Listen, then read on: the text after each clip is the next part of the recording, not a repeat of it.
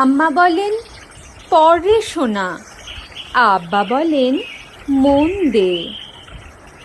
পাঠে আমার মন বসে না কাঁঠাল চাপার গন্ধে। আমার কেবল ইচ্ছে জাগে নদীর কাছে থাকতে, বকুল ডালে লুকিয়ে থেকে পাখির মতো ডাকতে। সবাই যখন ঘুমিয়ে পড়ে কর্ণফুলীর কুলটায়, দুধ ভরা ওই চাঁদের বাটি ফেরেশতারা উল্টায়। তখন কেবল ভাবতে থাকি কেমন করে উড়ব, কেমন করে শহর ছেড়ে সবুজ গায়ে ঘুরব।